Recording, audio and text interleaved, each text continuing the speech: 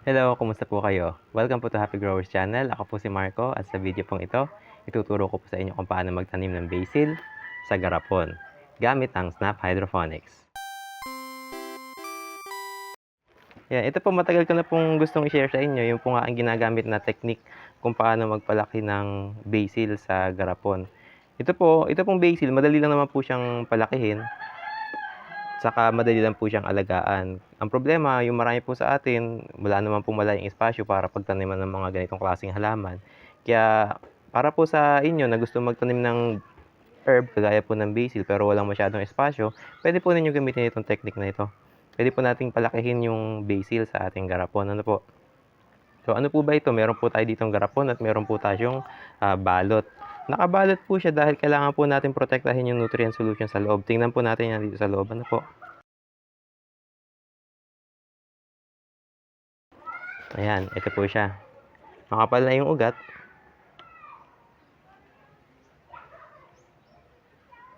At malusog na malusog ang paglaki. Alam ko po, excited na po kayo malaman kung paano po ito gawin. Kaya, simulan na po natin. Ngayon, ipapakita ko po sa inyo yung mga materyales at saka mga gamitan na gagamitin natin para magpalaki ng basil sa garapon. Unang-una po, kailangan po natin syempre ng basil cuttings. Dito ko lang po kukunin sa aking pong halaman na akin ang pinapalaki sa garapon. Para po maging malinaw, yung pong cutting natin kukunin dapat po ay merong at least 3 node. Alin po ba dito yung mga node? Ito po. Kung saan po sumisibol yung mga dahon, yun po ay node. Dito po, titingnan po natin, meron po tayong 1, 2, 3 node. Ayan, 3 node po. Bakit po 3 node?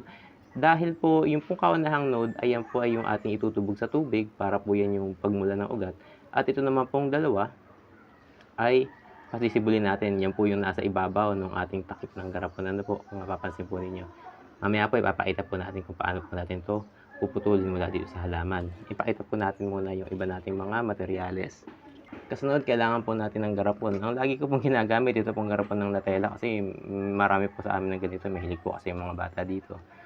Pwede po ito. Pwede pong ibang klaseng garapon. Pero para sa akin po, ito sakto naman po sa pangangailangan ko. Kaya ito po yung aking lagi ginagamit. Tapos, kailangan din po natin ng pool noodle. Ito pong pool noodle, yung material na parang foam na ginagamit pong malimit ng mga bata pag naliligo sa pool bilang pampalutang.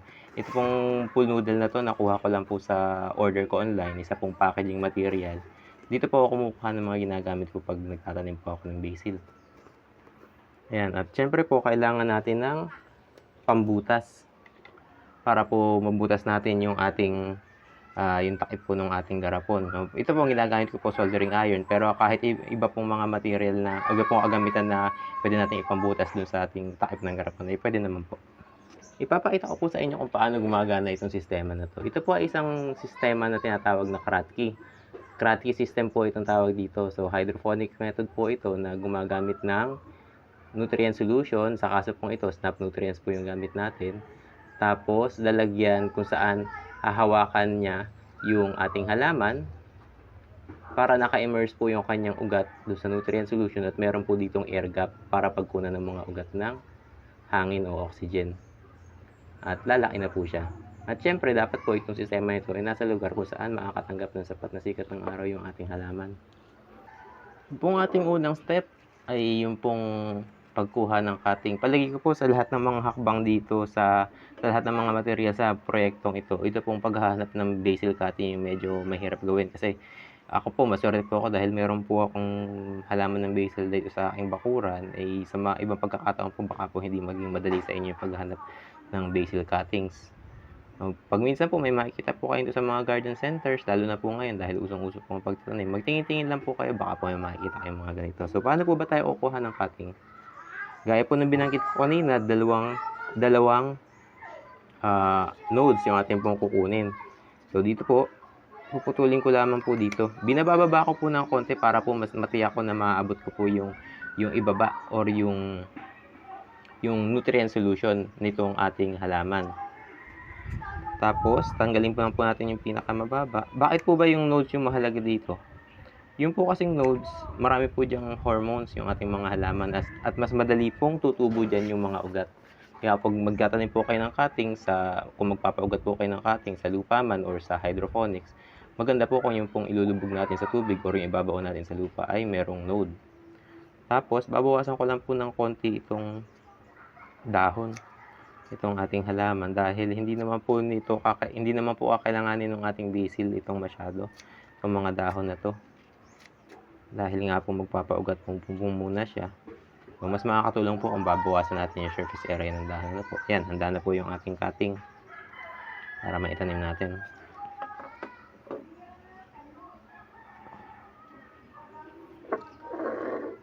Sunod, butasan po natin yung ating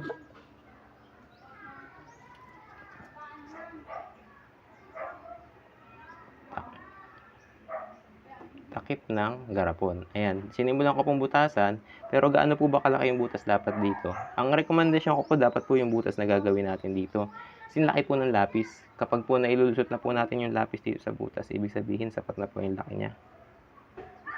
Ginagamit ko po soldering iron, pero pwede naman po yung mga ibang bawa po, kutsilyo or matalas na bagay na pwede nyong gamitin para unti-unting palakihin yung butas. Ay pwede naman po yung mga yun. Kaya nga lang po, maging maingat lang po kasi may mga pagkakataon po kasi na kapag ginagawa niyo po ito gamit ay kutsilyo or cutter, may mga pagkakataon po na nabibiyak yung ating takip. Kaya sa akin po, lagi pong ginagamit talaga ay itong soldering iron. Ayan, sapat na po yung laki niya.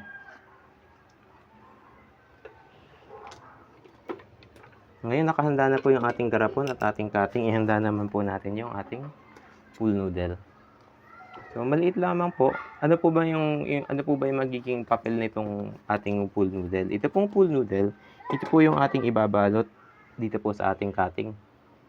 At ito po, isusuksok natin doon sa ating takip. At yung pong pool noodle ang maghahawak sa kanya para hindi siya tuluyang mahulog doon sa butas. At the same time, dahil nga po siya ay flexible at malambot, habang lumalaki po yung ating tangkay, ay magbibigay po siya ng sapat na espasyo para tuluyan pa siyang lumaki. Ano po? Subukan po natin.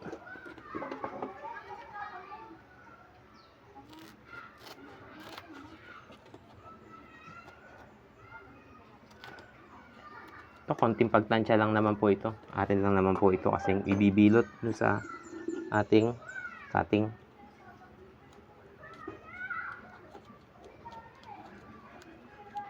Ayan, palagay ko po medyo malaki po yung ating pool noodle. Ano po? So, bawasan pa po natin siya. So, wag po kayong mag-alala. Hindi naman po masyadong maselan yung mga cuttings ng basil. Kahit po medyo maabuso siya or medyo matagalan na hindi nakalagay sa tubig, tutubo pa rin po yan.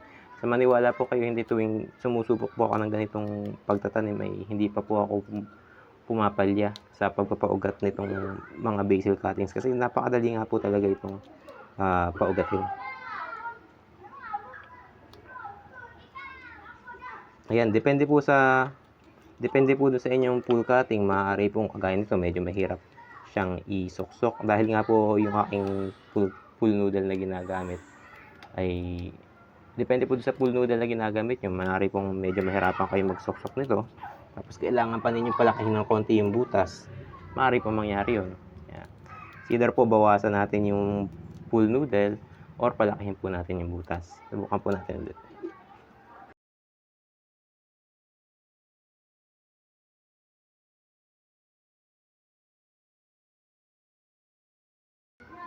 Ayan, medyo makapal po talaga siya. Subukan po natin siyang bawasan na po.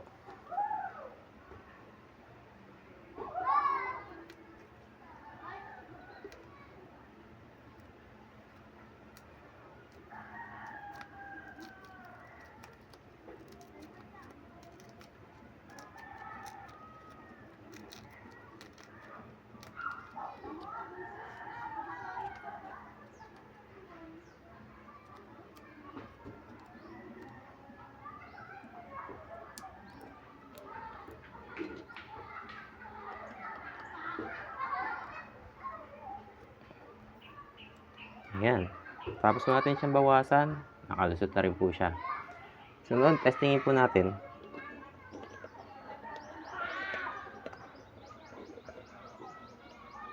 Ayan.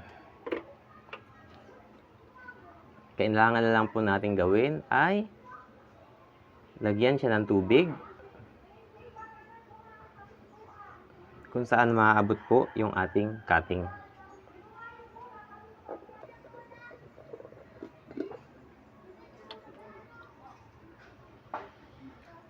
Ayan. Sa simula po, ito pong ginagawa ko, tubig lang po ito, tubig lang po yung dinadagdag natin dito sa ating garapon.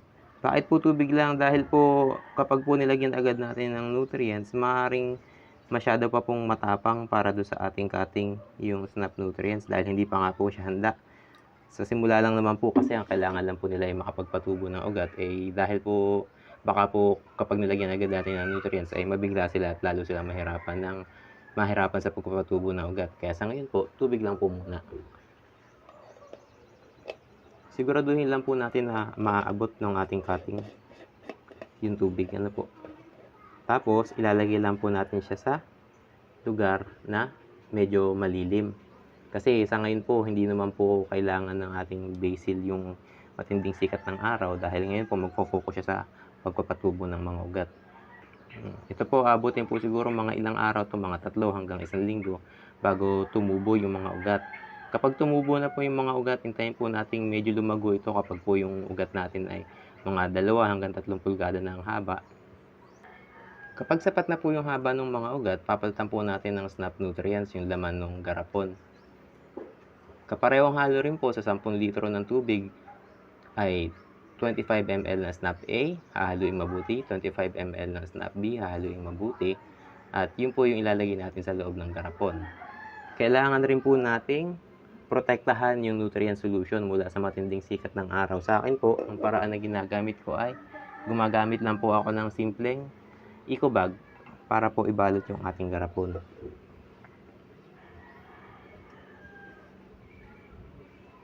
Ayan, sa ganitong paraan po, mapoprotektahan natin sa matinding sikat ng araw yung ating garapon at hindi po siya magkakaroon ng lumot at hindi rin po siya iinit. Yung pong dalawang pangyayaring yun, yung pag-init ng nutrient solution at pagkakaroon ng lumot ng ating nutrient solution ay makakapagpabagal po sa paglaki ng ating basil. Kaya kung gusto po natin manatiling malusog yung ating halaman, ay kailangan po natin protektahan yung nutrient solution. Isang simpleng paraan nga po ay itong pagbabalot sa kanya gamit ang eco bag. Ayan, napanood po ninyo yung paraan ng pagsasetup ng pagpapalaki ng basil sa snap hydroponics. Ano po? Paano naman po yung maintenance? Ngayon, nabanggit ko po na intayin po nating magkaroon ng ugat yung ating pong basil. Abutin po yan ng mga 3 hanggang 7 araw. Magsisimula na po yung magkaugat. Tapos, makalipas po ng mga 1 linggo, aabot na po ng mga 2 hanggang 3 pulgada yung ugat. At sa pagkakataon pong yun, maaari nyo na pong lagyan ng snap nutrients yung loob ng garapon. So, pareho lang po yung halo, gaya po nabanggit ko kanina. Ngayon, paano po yung pagpapalit ng tubig or pagpapalit ng nutrient solution? Siyempre po, lumalaki po yung ating halaman, kumukonsumo po siya ng tubig at saka nutrients.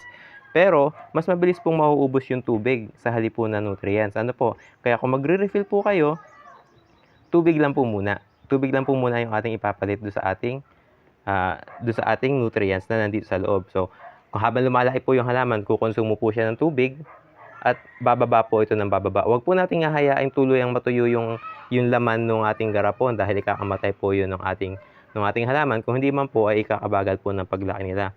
So, mangyayari po, pag magre-refill tayo, tubig lang po muna sa simula at pupunuin po natin ng hanggang dito yung ating garapon. Lalagyan po natin ng air gap dahil gaya nga po ng binanggit ko kanina, doon po sa air gap na yun, doon po nakuha ng oxygen yung ating mga ugat. At kung mawawala po yun, maaari po nila yung ikamatay. Ano po? Kaya pag magre-refill po, huwag pong punong-puno, meron po dapat air gap. Ano po? Tapos, sa mga ilang ulit po na pagpapalit natin ng tubig, dahil nga po kinukonsumo ng ating basil, yung ating tubig, makakailang beses po tayong palit na puro tubig lang. At eventually, darating po yung pagkakataon na puro tubig na lang po yung laman ng ating garapon at wala ng sustansya. At sa ganung pagkakataon, doon po tayo mag-refill ng snap nutrients. So, sa ating pong tansya, sa aking pong karanasan, yung ganito pong kalaking halaman, ito po ay umuubos ng tubig 1 beses kada linggo. Kaya, every time nagpapalit po ako, kada linggo, naglalagay po ako ng tubig dito, nagre-refill. Tubig lang po muna, 3 beses sa 1 buwan. Tapos yung pong pang-4 na linggo, papalitan ko na po siya ng snap nutrients. Bali po mangyayari sa isang buwan, isang beses lang po tayo magre-refill ng merong SNAP nutrients, at sa the rest of the week, yung 3 linggo po na naubos po yung tubig natin, ay papalitan lang po natin siya ng tubig lamang. At sa ganun pong pagkakataon ay lalaki po ng malusog yung inyong basil kagaya po nito. At kung susundin po niya yung ganyang schedule, ay sigurado pong lulusog at lalaki na maayos yung ating basil. Ngayon, kailangan po ninyo mag-perform ng pruning sa mga pagkakataon na medyo mataas na po yung ating basil. Ano po yung pruning? Puputulin nyo lang po yung pinakadulong tubo ng ating basil para hindi po siya masyadong matangkad. Ito po sa akin medyo lumaki na dahil hindi ko masyadong nababantayan ng pagpuprune. Pero tuwing may pagkakataon po kayo, tanggalin po ninyo yung pinakadulong tubo. Kahit po kamay lang, hindi po naman ninyo kailangan ng kung ano mga kagamitan para gawin ito. Tanggalin lang po ninyo yung pinakadulong tubo para po tumigil yung pagtubo ng sanga na yun at magkaroon ng branching sa ibang parte ng ating halaman at hindi po siya tatangkad masyado. Isa pa po, pag ginawa po natin ito, hindi po siya magkakaroon ng bulaklak kasi yung bulaklak po, nakakabawas po yan ng enerhiya doon sa halaman. Hindi naman po natin kailangan yung bulaklak. Ano po, kailangan po natin ay yung dahon dahil yun po yung ginagamit natin sa ating pagluluto kapag ginagamit po tayo ng basil sa ating mga luto. Ano po? Ayan, sana po ay naging malinaw yung ating diskusyon tungkol sa pagpapatubo ng basil sa garapon. Kung meron po kayong mga katanungan, kung meron po kailangan gawing paglilinaw sa prosesong ito, ay maaari po kayong mag-iwan ng comment sa ibaba. At kung nagustuhan po ninyo itong video ito, maaari niyo po itong bigyan ng like. Inaanyayahan ko rin po kayo mag-subscribe sa Happy Growers Channel dahil marami po akong mga kakaibang paraan ng pagpapatubo ng halaman na i-share sa channel na ito. Muli po, ako po si Marco. Maraming salamat po sa panonood sa Happy Growers Channel. Happy growing po at ingat po kayo.